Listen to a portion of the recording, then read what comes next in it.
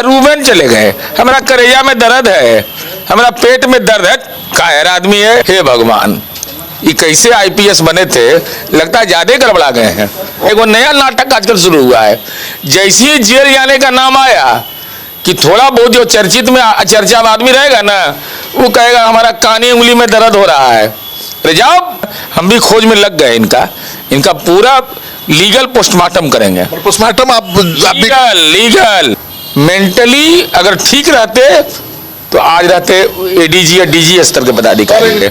अब पुलिस का वर्दी भानु प्रताप सिंह के देखे इनका तबीयत खराब होने लगा, वही ना शायद गए थे। हाँ, जैसे ही पुलिस वाला गए तो एकदम हाफ रहे थे, परेशान थे। हाँ, जिसे एगो नेताजी है ना, पहले यादव जी पूरा पैतरा दे रहे थे कि हम सुबह में जाएंगे, हमको रात में नहीं जाएंगे, मेरा तबीयत खराब है।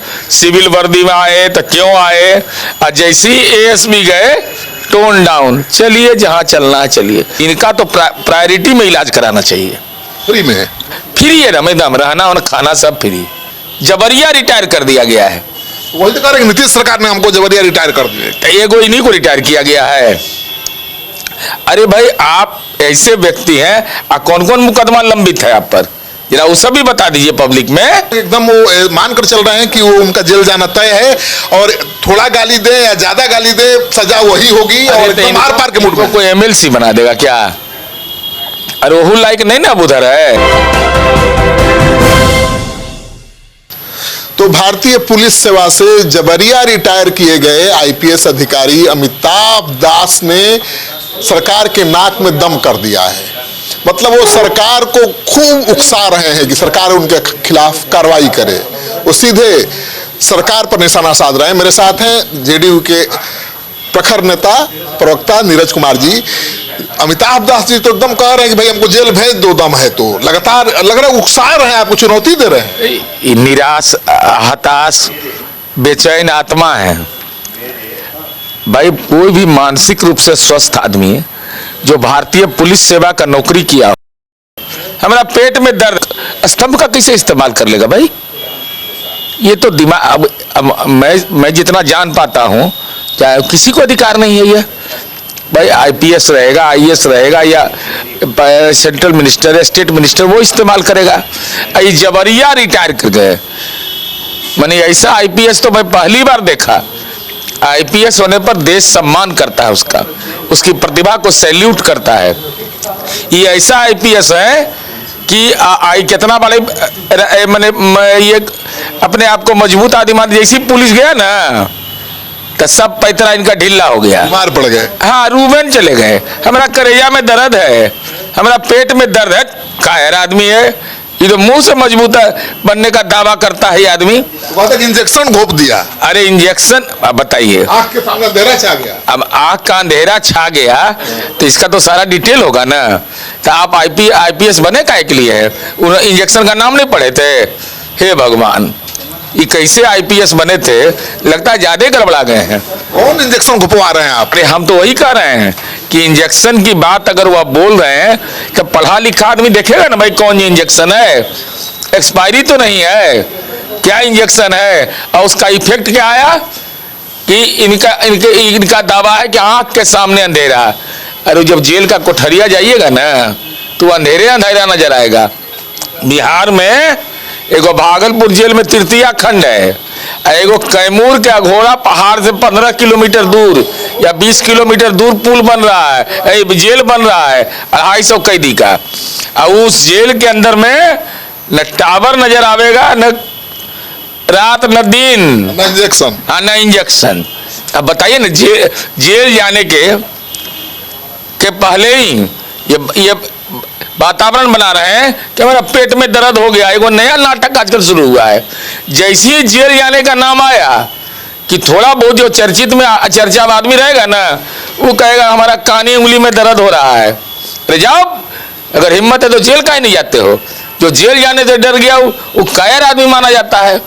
अब क्या, अब बताइए इनके बारे में जो अशोक स्तंभ का इस्तेमाल कर रहे हैं, इसकी प्रक्रिया है। कानूनी रूप से गैर कानूनी है ये, इस्तेमाल नहीं कर सकते नौकरी के बाद। कानून का इंजेक्शन भी मिलना है, क्योंकि सेंट्रल गवर्नमेंट से प्रोसिक्यूशन लेना होता है इस सवाल पर, तो प्रोसिक्यूशन लिया जा रहा है। बताइए ना, बॉन्ड भरा है आदमी, क्यों बॉन्ड भरे? बड़ा मजबूत आदमी थे, कहते हम बॉन्ड नहीं भरेंगे, हाँ, जेल भेजिए। हम जेल भेजिए। तो जेल जाने के डर से रूबन पहुंच गए। रूबन में ई दर्द वो दर्द, ई इंजेक्शन वो इंजेक्शन। अब भाषाई इंजेक्शन नहीं देख रहे हैं अपना। कोई पढ़ा लिखा आदमी इस ढंग का मंतव्य देता है? वो भी आईपीएस अधिकारी है। नहीं, आईपीएस तो जरूरी गड़बड़ा गया था ना, जबरिया रिटायर कर दिया गया भाई, जबरिया रिटायर कर दिया गया है। वही तो कह रहे हैं नीतीश सरकार ने हमको जबरिया रिटायर कर दिए। तो एगो इन्हीं को रिटायर किया गया है। अरे भाई, आप ऐसे व्यक्ति हैं, कौन कौन मुकदमा लंबित है आप पर? जरा वो सब भी बता दीजिए पब्लिक में, वो सब भी बताइए कौन कौन मुकदमा के हम अभियुक्त हैं। और भी मुकदमा है। लोग कहता है कि तरह तरह का मुकदमा है, जानकारी देता है, वो खोज रहे हैं, हम भी खोज में लग गए। इनका पूरा लीगल पोस्टमार्टम करेंगे। पोस्टमार्टम आप लीगल भाई, इस ढंग से कोई अपमानित करेगा किसी को? आम आदमी क्या, कोई भी ऐसे बयान देगा तो जेल चल जाएगा। वो भी आप भाई, देश के अंदर पोस्को एक्ट है, आप किसी बेटी की पहचान कैसे सार्वजनिक करिएगा? उसके नाम, उसके पिता का नाम, उसकी माँ का नाम, उसके गांव का नाम, उसके जिला का नाम, ये अधिकार किसने आपको दिया है? ये भाई किस ढंग का व्यक्ति है ये? मेंटली अगर ठीक रहते तो आज रहते एडीजी या डीजी स्तर के पदाधिकारी। नीट छात्राकांड का पूरा सबूत था, पुलिस आई उठा ले गई, मेरे जूता से निकाल ले गई। ये कितना बड़ा फर्जीवाड़ा करने वाला है। कह रहे थे कि हम वही सबूत सीबीआई को देने के लिए जा रहे थे, तो ट्रेन नहीं चल रहा था, हवाई जहाज नहीं चल रहा था। आज जब सीबीआई आ गया तब कह रहे हैं कि हम तो कोर्ट में देंगे। अरे कोई सबूत नहीं, अपने आप में सबूत है कि ये दिमागी हलचल वाले हैं। नहीं, जिस तरह का वो बयान दे रहे हैं, कोई भी सीनियर आईपीएस अधिकारी तो नहीं दे सकता है। लेकिन सवाल ये उठता है कि फिर सरकार की चुप्पी क्यों? तो चलो चुनौती दे रहे कि मनानी का केस करो, जेल भेजो। अरे चुनौती, जेल जाने के डर से तो ये हॉस्पिटल पहुंच जाते हैं, तो बॉन्ड क्यों भरे? छोड़ दीजिएगा आप लोग भाई, वो तो 7 वर्ष से कम का चूंकि धारा बनता है, लेकिन हम यह कह रहे हैं कि बॉन्ड क्यों भर दिए? नहीं भरते तो जेल जाते। आप मजिस्ट्रेट को कहते हैं कि हमको जेल भेज दीजिए हुजूर, हमको मन नहीं लगता, हमारा तबीयत ठीक वहीं रहेगा। बॉन्ड भरे होते तो कमिटमेंट किए होंगे ना कि अब उठपटांग बात नहीं करेंगे। अब तो कमिटमेंट किए होंगे तो होमवर्क हो रहा है इन पर। होमवर्क इनका अच्छा से किया जाएगा। मुझे लगता है कि एकदम वो मानकर चल रहे हैं कि वो उनका जेल जाना तय है, और थोड़ा गाली दे या ज्यादा गाली दे सजा वही होगी। और मार पार के मुठ में कोई एमएलसी बना देगा क्या? अरे वो लायक नहीं ना, अब उधर है, कुछ मिलना नहीं है। ऐसी फोटो सेशन में रह जाइएगा बोलते हुए। और मनुष्य लोक लाज से जीता है। जिस व्यक्ति ने लोक लाज खत्म कर दिया हो, उससे उस पर क्या कह सकते हैं? भाई, इस ढंग का हम पर कोई आरोप लगा देगा तो हम उसका सामना करेंगे। लेकिन कायर जी डर गए, हॉस्पिटल पहुंच गए, आंख देखा रहा है, बॉन्ड भर रहे हैं, ये तो कायर व्यक्ति करता है। आप कायर मान रहे हैं कि लंगई मान रहे हैं? नहीं, हम मानते कायर, इसलिए कि बौद्धिक कायर इसको कहते हैं कि बुद्धि तो खूब लगाए। अब पुलिस का वर्दी भानु प्रताप सिंह के देखे इनका तबीयत खराब होने लगा, वही नहीं शायद गए थे। हाँ, जैसे ही पुलिस वाले गए तो एकदम हाफ रहे थे, परेशान थे। जिसे एगो नेताजी है ना, पहले यादव जी पूरा पैतरा दे रहे थे कि हम सुबह में जाएंगे, हमको रात में नहीं जाएंगे, मेरा तबीयत खराब है। सिविल वर्दी में आए तो क्यों आए, और जैसे ही एएसपी गए टोन डाउन, चलिए जहां चलना है चलिए। लेकिन मेरा भी कलेजा में दर्द हो रहा है। पप्पू यादव इनका दोनों का वंश गोत्र मिल रहा है आजकल बीमारी के मामले में। मतलब इनका भी जेल जाना था। तो जेल तो प्रोसिक्यूशन हो जाएगा तो चार्जशीट होगा, जेल जाएंगे। कोई बचा सकता है क्या? और कोर्ट में जाके दलील दें, लेकिन उस समय मत कहिएगा कि अब फिर हमको पेट में दर्द हो रहा है। जेल जाइए, अनुभव होगा आपको, अनुभव होगा। किसी के मान सम्मान के साथ खिलवाड़ करने वाला का ही नतीजा होता है। नीरज जी, मैं जानना चाहता हूं कि आप पर मैं झूठा आरोप लगा दूं, सोशल मीडिया पर गाली दे दूं, गंभीर आरोप लगा दूं, तो मुझे तो तुरंत जेल जाना पड़ेगा। लेकिन ये वीआईपी लोग क्यों नहीं? देखिए, ये चूंकि मामला जिस मामले से जुड़ा हुआ एक ट्विटर, यूट्यूब, इंस्टाग्राम, फेसबुक संबंधी मामले में ये साक्ष्य कहीं ना कहीं मुकदमा को प्रभावित कर रहे थे। गलत तरीके से बातों को रखना ये एक गंभीर अपराध माना जाता है। और उपरोक्त तथ्य के आलोक में आम जनमानस में तनाव और आक्रोश पैदा करना, तो इस संबंध में जो धारा है उसके आधार पर इन पर मुकदमा हुआ। और मुकदमा में प्रथम दृष्टया चूंकि क्रिमिनल मेजर एक्ट्स का धारा 196, 238, कभी बोले कि ये धारा गलत लगाया मैं पर 240, 352, 51(2), 353, मैंने ये धारा सब लगाया गया इनमें। ये सब कॉग्निजेबल ऑफेंस है। हाँ, इसमें जेल और सजा और जुर्माना सब हो सकता हो जाएगा ना, प्रक्रिया चार्जशीट होगा।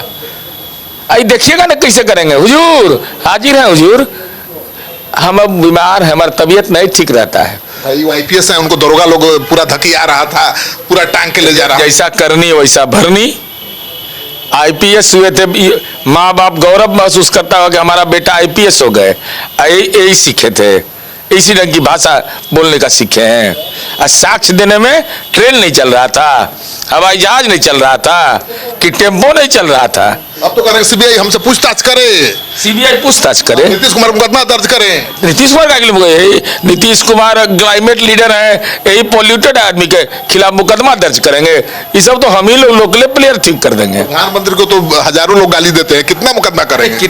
भाई उसका कोई मतलब नहीं है, लेकिन लोकतंत्र में अपनी बात कहने का तरीका होना चाहिए।